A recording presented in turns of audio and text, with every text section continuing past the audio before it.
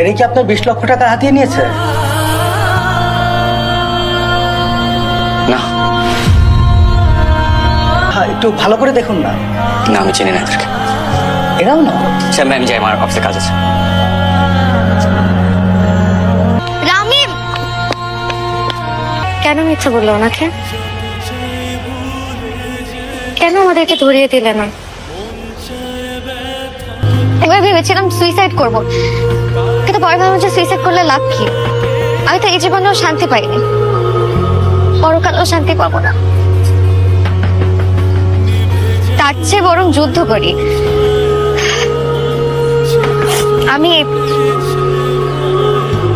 অনেক কষ্ট করে একটা জব ম্যানেজ করি একটা রেস্টুরেন্টে, আর একটা মহিলা হোস্টেলে থাকি। আমি অনার্সটা নাইট শিফটে শুরু করি। আমি এইভাবে কোনো মতে আর কি চলছি কষ্ট করে। রামিম, সেদিন আমি আমার জন্য তোমার কাছে টাকা চাইনি, আমি টাকা চেয়েছিলাম সাইদের জন্য। ও নেশার টাকার জন্য আমাকে অনেক প্রেশার দিচ্ছিল, বলেছিল যে হোস্টেলে চলে আসবে। আমি কি করব কিছু ভাবতে না পেরে আমি তোমার কাছে টাকা চেয়েছি। আমি এক্সট্রিমলি সরি। তুমি ওনাকে ডিভোর্স দিচ্ছ না কেন?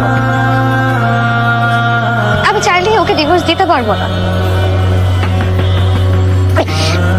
ওর কাছে আমার কিছু ইন্টিমেট ছবি আর ভিডিও আছে। আমি যখনই বলি যে আমি ওকে ডিভোর্স দিব, ও আমাকে ছেড়ে দেয়, যে ছবিগুলো ভাইরাল করে দিবে। কি বলছো এগুলো? আমি না আসলে হচ্ছে ওই রূপকথা রাজকন্যার মতন, যার প্রাণ ভ্রমরটা রাক্ষসের কাছে রয়ে গেছে। তুমি জানো, আমি রাতে ঘুমাতে পারি না, খেতে পারি না, সবসময় একটা আতঙ্কে থাকে যে কখন উনি আমার কাছে এসে উল্টাপাল্টা কিছুটা করে বসবে, আমি কিছু করতে পারবো না। আল্লাহ আমার সাথে এমন কেন করবেন? আমি এটা থেকে কি আবার বাঁচার কোনো উপায় নেই? বাঁচার উপায় আছে, বাঁচার উপায় আছে। তুমি তুমি তুমি ওনাকে ডাকো, আমি কথা বলবো, আমি ওনার সাথে দেখা করবো। কি বলো এসব?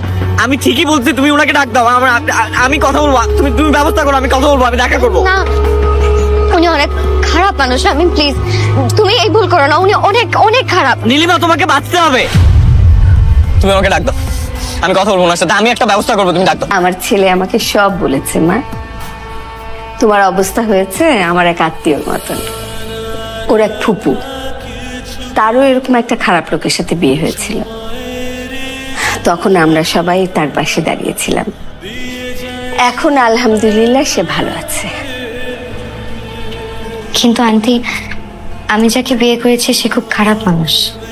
কিন্তু তুমি তো ভালো মানুষ, ভালো দিয়ে তো খারাপকে জয় করতে হয়।